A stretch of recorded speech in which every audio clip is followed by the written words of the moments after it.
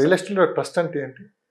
Trust ఏముంటుంది sir, ఇప్పుడు వాళ్ళకి డబ్బులు కట్టారు, డబ్బులు కట్టిన తర్వాత ప్రాపర్గా లీగల్ ఒపీనియన్ తీసేసుకొని డాక్యుమెంటేషన్ 100% క్లియర్ టైటిల్ ఉండి, ఓకే, ఆ పర్సన్ నిజాయితీగా ఉండి ఇప్పటి వరకు ఎటువంటి మోసం చేయకుండా, తర్వాత రిజిస్ట్రేషన్ ఆన్ టైం ఏదైతే కమిట్మెంట్ ఇచ్చాడో ఇన్వెస్టర్కి దాని ప్రకారంగా ముందుకెళ్తే దెన్ మీ ట్రస్ట్ నిలబడుతుంది. మీకు 12 years ఎక్స్పీరియన్స్ ఉంది కదా, అవునండి. మనిషిని నమ్ముతారా పేపర్స్ నమ్ముతారా? ఇప్పటికి దాదాపు అన్ని తెలుసు మీకు ఎట్లా ఏంటి? అవునండి, అవునండి. సో అంటే ఇక్కడ ఎలా ఉంటుందంటే మనిషి పేపర్ అనేది కాకుండా మనం చూసుకోవాల్సింది వాస్తవాలు చూడాలండి. ఏదైనా వాస్తవాలు అంటే ఏంటి? వాస్తవాలు అన్నప్పుడు పేపర్ వాస్తవాలు ఎక్కడి నుంచి వస్తాయి? పేపర్స్ నుంచే వస్తాయి. అగైన్ మనిషి భూమి నుంచి రావు. భూమి అన్నప్పుడు పేపర్ల నుంచే ఉంటుంది. ఎందుకంటే వాళ్ళ తాతలు ఉంటారు, ముత్తాతలు ఉంటారు, వాళ్ళ తండ్రులు ఉంటారు, వాళ్ళ నుంచి వీళ్ళ నుంచి ఇట్లా వస్తా ఉంటది, వారసత్వం కింద ప్రాపర్టీస్ వస్తా ఉంటాయి. వీళ్ళకి ఇవన్నీ తెలియదు కదా ఇవన్నీ తెలియదు. పర్సన్ కి. ఇదైతే పేపర్స్ బయటకు తీసాము, ప్రతిదీ డేట్ తో సహా వచ్చేస్తుంది. ఎస్, అందుకే అంటున్నాను కదా సార్, ఏమంటున్నాను, అడ్వకేట్ ని అప్రోచ్ అవ్వాలి, ఒక ఇన్వెస్ట్మెంట్ ఎక్స్పర్ట్ ని అప్రోచ్ అవ్వాలి, ఒక మంచి వెల్త్ అడ్వైజర్ ని అప్రోచ్ అవ్వాలి.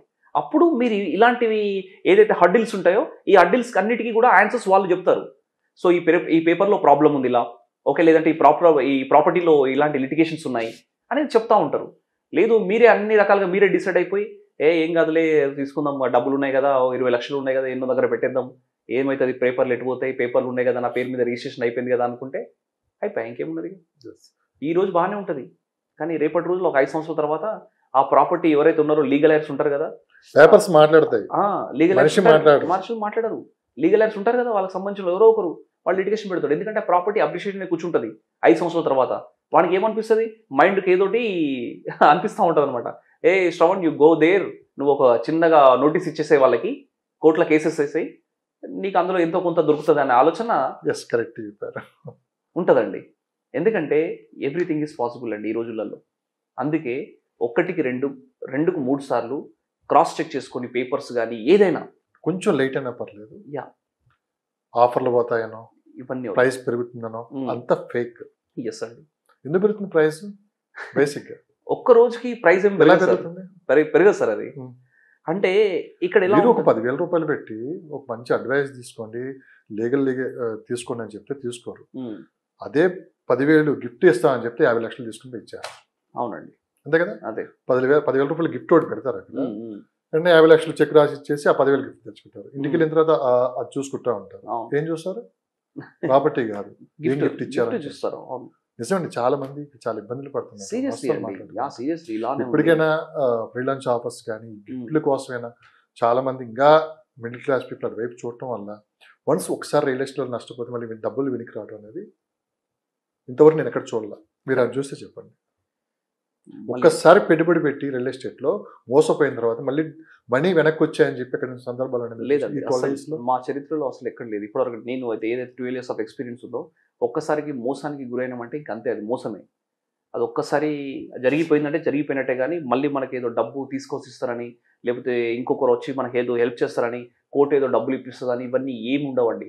కోర్టుకి కావాలంటే మనం వెళ్తాము, వస్తాము, నడుస్తాము, అడిషనల్ ఖర్చే, ఓకే తప్ప.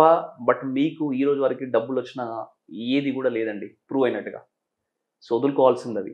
అది అంటారు కదా, ఇట్లా మనం దేవుని గుడికి వెళ్ళి ఉండిలో డబ్బులు ఇచ్చినట్టే. అది ఇంకా అంతే. ఇక ఉండిలో డబ్బులు ఇచ్చినవి వస్తాయండి, తిరిగి వస్తాయా? రావు. అది గోవింద అన్నట్టు. ఇది కూడా అంతే ఉంటుంది. మోసానికి గురైతే రియల్ ఎస్టేట్లో అట్లా ఉంటుంది.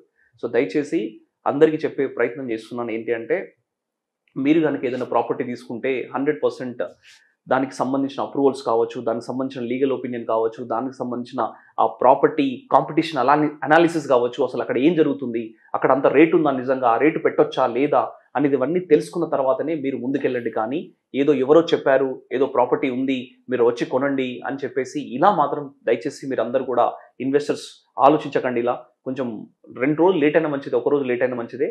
మీరు డిసిషన్స్ పర్ఫెక్ట్గా తీసుకొని ముందుకెళ్ళండి.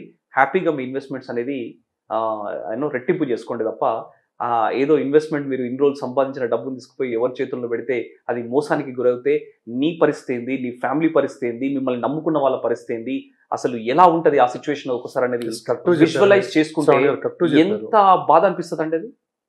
సో ఆ బాధ ఎవరైతే ఈ రోజు మోసానికి గురైనారో వాళ్ళని అడిగితేనే మాత్రం క్లారిటీగా చెప్తారు. మీరు చెప్పలేరు, నేను చెప్పలేను. ఎందుకంటే మన ఇద్దరం ఇప్పటివరకు మోసానికి గురి కాలేదు. సో మోసానికి గురైన వాళ్ళు మాత్రమే చెప్పగలుగుతారు ఆ పెయిన్ ఏందన్నది. ఎందుకంటే వాళ్ళు ఎంత తిరిగి ఉంటారండి. అసలు అది యూనో కోర్టు వైపు కానీ ఆఫీస్ వైపు కానీ ఎవరైతే ప్రాపర్టీ ఇప్పించారో చూసారా ఆ ఏజెంట్ అనుకోండి, వాళ్ళ వెనుక తిరిగి తిరిగి తిరిగి ఆ చెప్పులు కూడా అరిగిపోయి ఉంటాయండి. మన వెనక తిరుగుతారు, తర్వాత మన వాళ్ళ వెనక తిరగాలి. ఎస్ అండి, ఇది ఉంటుంది. అందుకే ఇవన్నీ జరగకూడదంటే దయచేసి జాగ్రత్తలు పాటించండి. సో చాలా విషయాలు చెప్తున్నారు. రియల్ ఎస్టేట్ లో మీరు తెలుసుకుంది ఎంత, తెలుసుకోవాల్సింది ఎంత, అంతా తెలిసిపోయింది అనుకుంటున్నారు మీరు? లేదు సార్, అస్సలు కూడా అట్లా ఇప్పుడు క్లారిటీ ఇవ్వండి. లేదండి, నేను అస్సలు ఇంకా తెలుసుకోవాల్సింది చాలా ఉంది, బోలెడుగా ఉంది ఇంకా.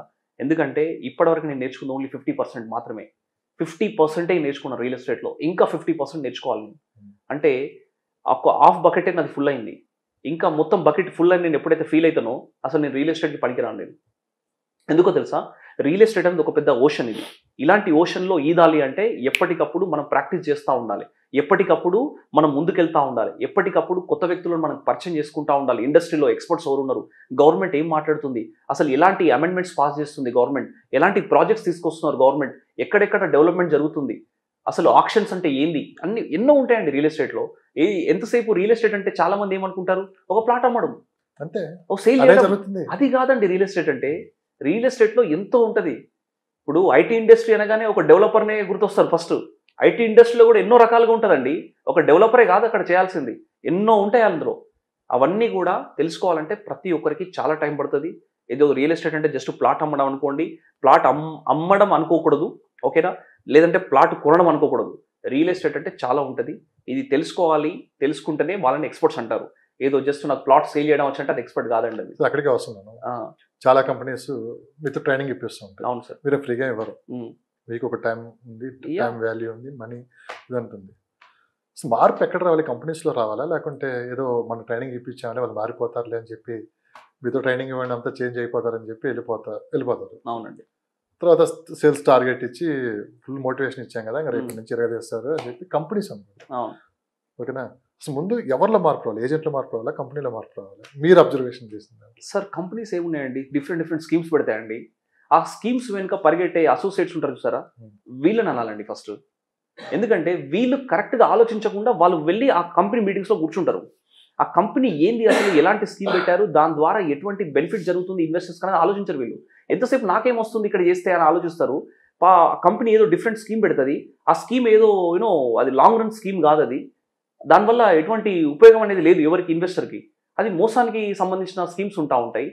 అలాంటి వెనుక పరిగెట్టారనుకోండి, అసోసియేట్ తప్పు అవుతుంది అక్కడ, కంపెనీ తప్పు కాదు. ఎందుకంటే కంపెనీ ఎస్టాబ్లిష్ చేశాడు, ఏదో ఆఫర్ ఉందని చెప్పాడు కాబట్టి మనం అందరం పరిగెట్టాం, మనమే తీసుకెళ్ళాం ఇన్వెస్టర్స్ని.